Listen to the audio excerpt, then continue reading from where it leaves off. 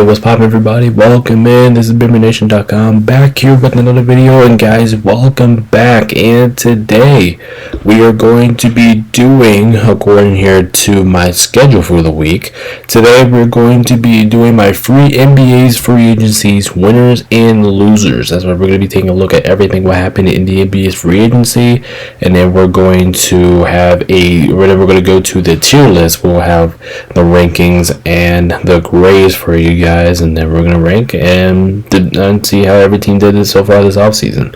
So like I said, more moves are on the way. I know not all the videos or not all of the moves are done yet, and if it does, we will announce it. But this is just what we got for right now, and this is the start of the coverage of the next season, or say next current season of the NBA season. So if you guys haven't already, make sure to hit the like, subscribe button for me. Make sure to join the Discord.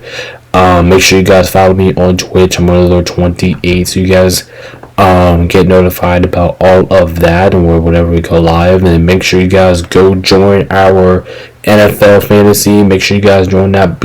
You guys have me between now and September 2nd to join that, so make sure to do that. Also, we have started a ESPN fantasy basketball. If you guys know what I'm talking about, I'm talking about NBA, where we're getting that started up this week. So if you guys, I'll post a reminder out for you guys on next week's video. So yeah, make sure you guys go join those two as well. Both links are in my description. Go check it out. But without further ado, let's go ahead and hop right into the video.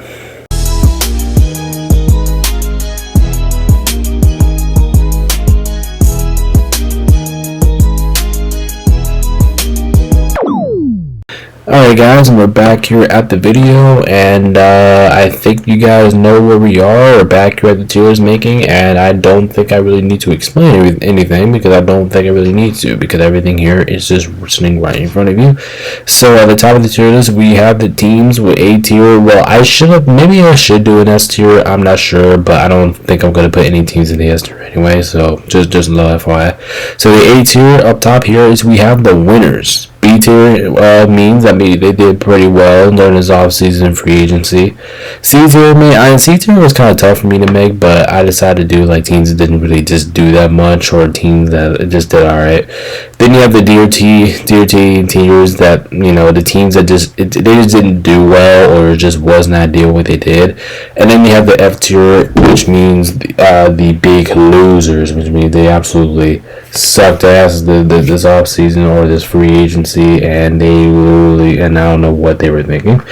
But without further ado, let's go ahead and start off with the Philadelphia 76ers. And I am going to use my phone here because I am not going to remember everything off my bat. But anyway, let's go ahead and start with the 76ers. So we signed Justin Edwards, we signed Eric Gordon, we signed Kyle Lowry. As a roster perspective, I guess they want to, run it back with Paul George, Tyrese Maxey, and Joel Embiid combo. But besides that, I don't think they really upgraded their roster all that much. But I'm putting them in the C tier. I mean, it's okay. And like I said, maybe they're going back to that Paul George, that three-man combo that they were hoping that worked last year, and it didn't work out. So I'm gonna say the C tier didn't really do too much this offseason. But I guess that's what I'm in. But I could easily put them in not ideal, because they performed so bad last year. Actually, I am gonna put them down here because they performed so bad last year. When these three get injured, they don't really have a roster to go to. So I'm gonna put D tier. It's just not ideal.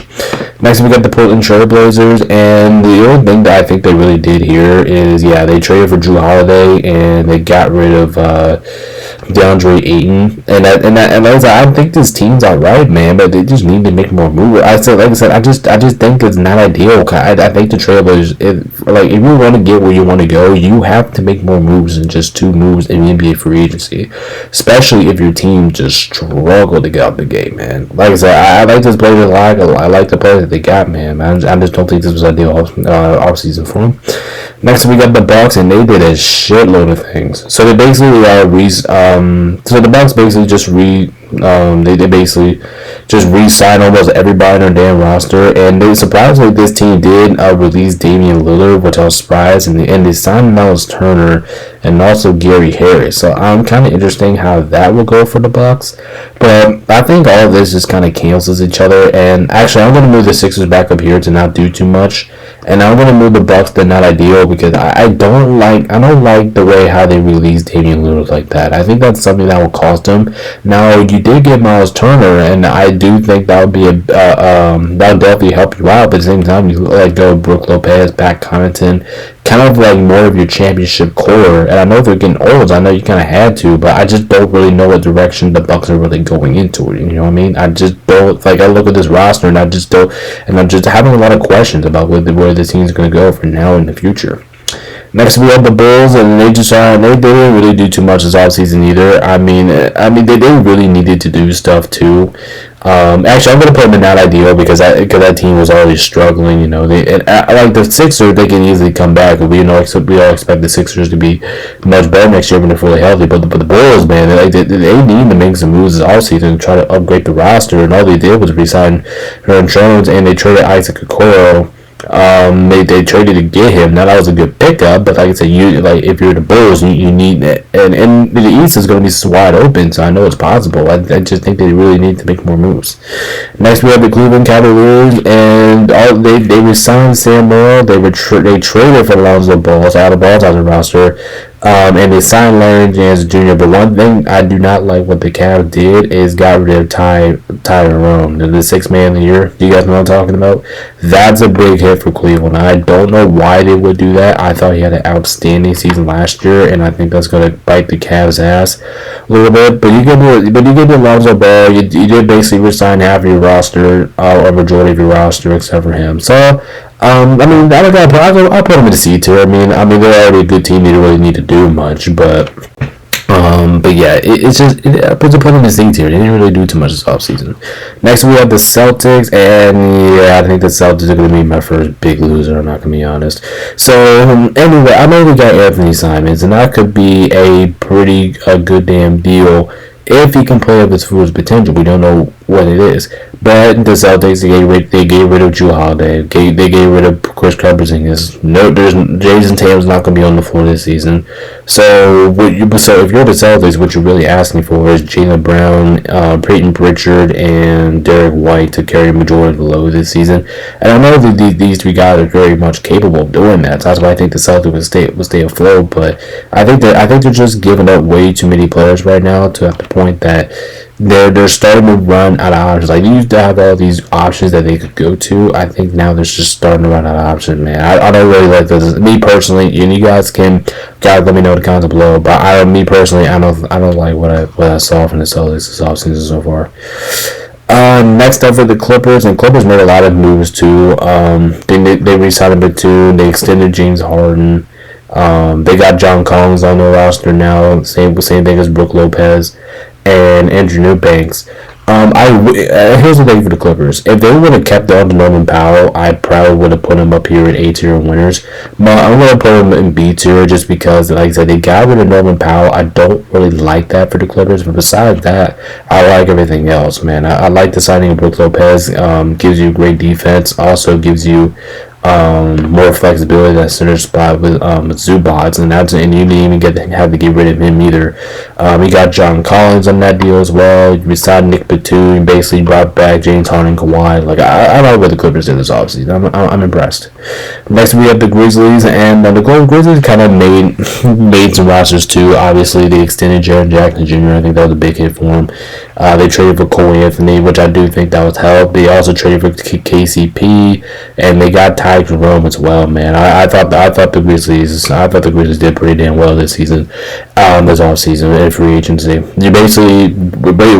the Grizzlies did is just give John Morant and Jaren Jackson Jr. more help. And I know the other reason I can't put them up here is because they did get rid of Desmond Bane. and I don't like that personally. But besides that, I like everything else the Grizzlies did. Next, we have Atlanta, and Atlanta goes to the winners tier, man. Atlanta had a hell of an offseason. First of all, they got Alexander Walker, who's going to bring you nothing but defense. And then you got Kristaps Porzingis, Luke Kennard. Like this team is going to be really good next season, especially in a wide open Eastern Conference. Like, Atlanta should be like one of the key favorites to come out of the Eastern Conference now. I mean, that team, I'm very excited to watch this team next year. They're going to be really good. And I think this is the best team Atlanta's had since 2021, you know what I mean? Or whatever year that the Milwaukee Bucks won the championship. Like, Atlanta's gonna be fucking good next year. Next up, we have the Miami Heat, and before I was great rate the Miami Heat. I was great put them up at C tier because they didn't really. I looked at it, they didn't really do too much. All they did was sign Davion Mitchell, and that's really all I can think of. Then a couple days ago, they traded for Norman Powell, and just because they did that, and I think they give Tyler Hero and Bam Adebayo a more scoring option, like they now have 3 reliable scoring options. I think Miami did well this offseason. I'll be honest. Was it an absolute winner? No, but I think that huge hit with Miami signed Norman Powell, and they didn't really have to give up too much for it. They kept Bam and they kept Tyler Hero with that deal too.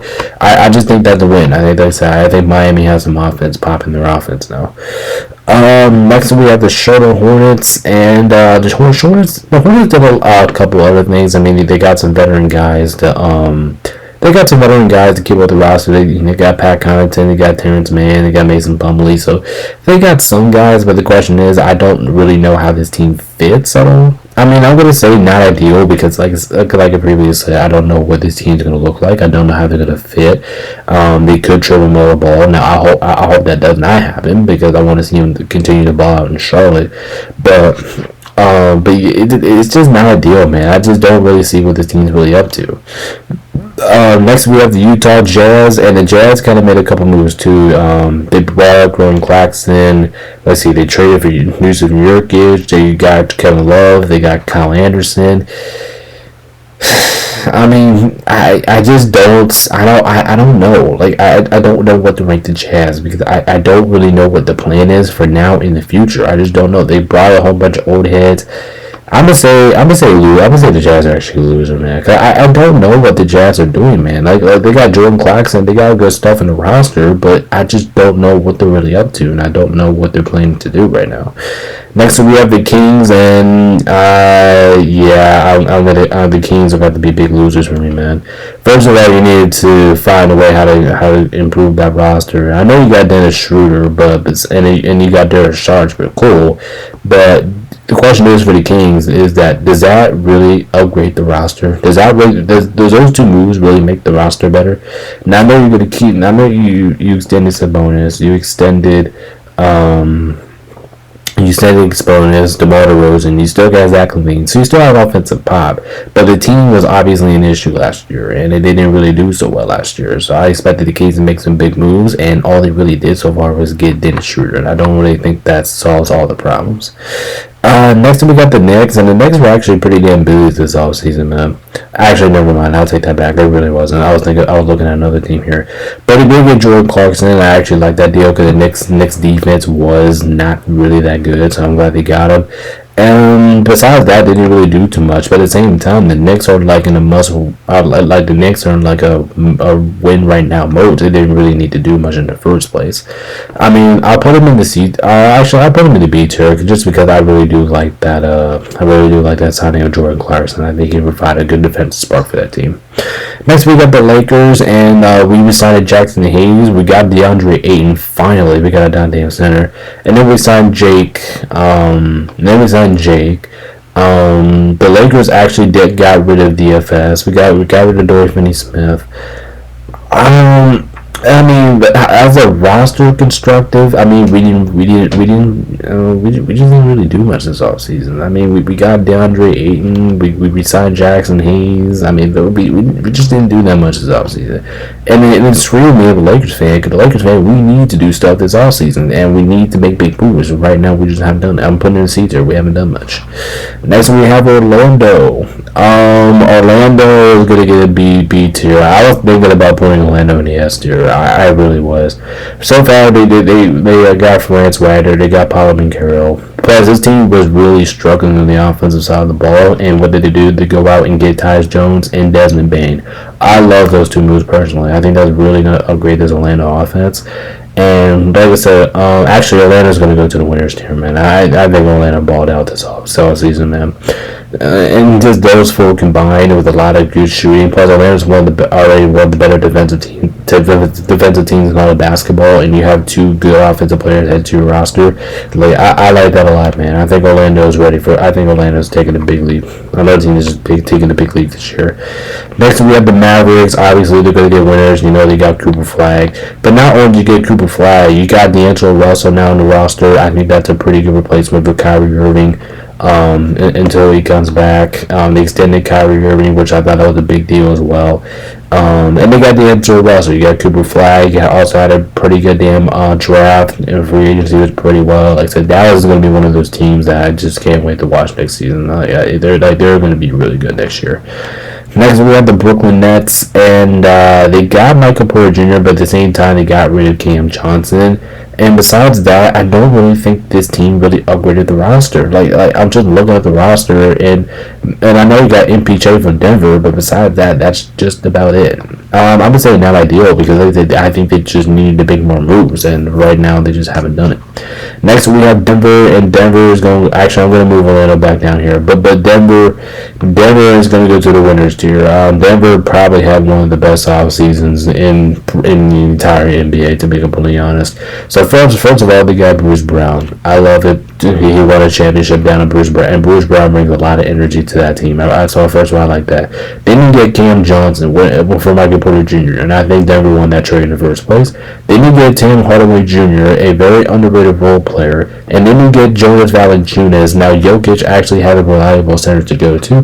Like, this Denver team is going to be so goddamn good next year that they're going to remind me of that 2023 championship team. They're going to remind me of that team that just goes out there and kicks everybody's ass next year, because that's basically what I'm kind of getting reminds of Denver next year. Like, they're going to be really good. Next, we got the Pacers, and I'm going to say not ideal for them. The team, it didn't really need to do much. Now, if they kept the roster, I would put them here in the C tier. They didn't really do too much. They got Jay Huff, but the problem is you got rid of Miles Turner, and now since you got rid of Miles Turner, who is going to be your backup center? You know what I mean? And I'm just trying to find some questions to answer for the Indiana Pacers, and I'm just not getting that right now. Plus, I thought Miles Turner was great for the Pacers. I don't even know why they would do that in the first place. So just for that, I'll put you in a D tier. It just was not ideal for you to get rid of Miles Turner. I just never thought that they would. I didn't never predict they were actually going to do that. Next, we got the Pelicans, and they got Kevin Porter, they got Kevin Looney. I guess that's okay because they did lose a Valanciunas, so maybe they're looking at another center option there. And so, okay, that kind of balances each other. Then you get Jordan Poole and traded for Sadiq Bey. If I'm being honest, I think this all equals out, man. I don't think the Pelicans really did that much. They made moves, but when you look at it, it just kind of just block out each other. I don't think this team really went anywhere. And the thing is with the Pelicans, like, they got some key players too on the team, like Zion, you know, all those cool players, man. Like, they got players. The question is, can they stay on the floor? Can they be healthy? Next we got the Pistons, and Pistons. I hope you guys do go. I hope you guys do well in these next couple of years, because I think the city of Detroit loves it. I mean, you got a good shooter in Duncan Robinson, Caris LeVert. I don't like that. Paul Reed. I don't know, but the question is that enough? Is that enough for me to put Detroit like here or here? I'll put them in the C tier. I mean, besides that, they didn't really do too much. They're relying on their young core a little bit. So I'll put them in C tier, and they just didn't do too much. They got some players, but they didn't really do anything like spectacular that I'll put out there. Next we have Toronto, and they decided Jakob Poeltl. I'm sorry, Raptors. I don't know what you guys are doing personally, and I hate to say this, but Raptors, what the hell? What the hell are you doing, man? What are you thinking? You basically signed your players, and you didn't make any moves at all to improve the roster. Like, I don't know what you're doing out here. Next we have Houston, and Houston, it's kind of on the same story as Denver. They probably had one of the best off seasons in the entire NBA. First of all, you get Kevin Durant. I mean, that's just a hell of a move itself. Then you didn't even have to give up too much for him. You got Dorian Finney-Smith. You got Clint Capella. You extended Steven Adams, and I thought that was huge. You signed Aaron Holiday. You extended Jabari Smith Jr. I'm sure you got rid of Jalen Green, but who doesn't want Kevin Durant? And this team has one of the best offenses in the league, and this team is probably going to be one of the better defensive teams. They're already a good defensive team, but the Rockets really need to upgrade their roster, and you saw that in the playoffs. What do? They go out there and get Kevin Durant. Like this offseason was an absolute win for Houston. Next up we have San Antonio, and they didn't do too much. All they did was sign Luke Cornett. I mean, from Boston. But besides that, they didn't really need to do much. But maybe the Pacers are. Maybe the Spurs are right. Maybe they don't really need to do anything. Maybe just relying on Wemby and that young core to get it done. So I don't mind the Spurs. I think they're going to be pretty damn decent these next couple years moving forward. So I'm perfectly fine with them not doing too much, honestly. Next we have Phoenix, and Phoenix is a big loser. I don't really care what you call it. First of all, you get rid of Kevin Durant. Then you get Dylan Brooks, Jalen Green. Like, your defense is probably better, and that's probably what the Suns was, because the Suns were absolutely atrocious in the defensive end last season. But at the same time, like what are you really doing? Are you relying on Devin Booker? Are you gonna get rid of Bradley Beal? I have too many questions for the Phoenix Suns right now. I just have too many questions to at the point that I just don't know what you're really up to. Next up we have the Oklahoma City Thunder, and they didn't do too much, but what do they need to do? I mean, they're already one of the greatest teams out here. They're the defending champions for a reason. They just won an NBA championship, and they have no reason to really do anything. Next we have the Golden State Warriors, and we gotta put them in the C tier. Actually, I'm gonna put them in not ideal, because they didn't do anything. They didn't do anything this offseason. Like, I'm looking at the list right now, they did absolutely nothing this offseason. And normally you don't want to do that, because you want to make improvements to the roster. You want to see what you could do better from that previous year and do better. But maybe the Golden State, maybe they're relying on Jimmy Butler. I mean, they do have a competing roster: Jimmy Butler, Steph Curry. But I think they really need more key pieces, and they gave away Kevin Looney too, so that's going to be a big hit to find out who's going to be with the replacement center. Next we have Washington, and I actually think for the first time in forever, I'm going to say that I don't think Washington did too bad this offseason. I mean, Washington made moves, but it's kind of tough to rank Washington, actually. Actually, I'm going to put them up here. I respect Washington what they did this offseason. I thought they did pretty damn well. I mean, they got McCollum, they got Kenny Olynyk. Now, the big steal here is Cam Whitmore. I love how Washington got Cam Whitmore, and I don't even know how Houston let him go, but if Houston would have kept Cam Whitmore, oh my god, Houston would have been like fucking incredible. But Cam Whitmore, how Washington was able to steal that was great, and I thought that really drove my attention about Washington. Like, if they didn't get Cam Whitmore, I probably wouldn't put him in C tier, but because they did, I'm putting him in B tier, man. Like, Washington actually had a pretty good, decent draft for once, and I think that's the first name we could say something positive about Washington in a while. And last but not least, we have the Minnesota Timberwolves. I mean, they just signed Julius Randle and Naz Reid, and re-signed Joe Ingles. I don't think they really got anything out of the roster except for Alexander Walker. So we're going to put them in the C tier and just say they didn't do too much, because they're basically bringing back the same roster just without Alexander Walker. So that's basically what the Wolves have all done at this point. And if any more moves comes out, then I guess we will know. But besides that, the Wolves didn't really do too much this offseason. Alright, so I do gotta put one more tier. Actually, no, I'm not gonna do it. I'm just gonna leave these four up here early. I was thinking about it because normally I put 5 at the top, but I'm not going to do that now. But anyway, guys, that's going to go ahead and wrap it up for the NBA free agency rankings. So, if you guys haven't already, make sure to hit the like, subscribe button, and let me guys know in the comments below what you guys agree and disagree with. But anyway, guys, I'm Hot Balkans. Thank you guys for watching all the time. I appreciate everybody's support. This is BigManNation.com. Peace out, stay safe, and we'll see you guys next time. Peace out.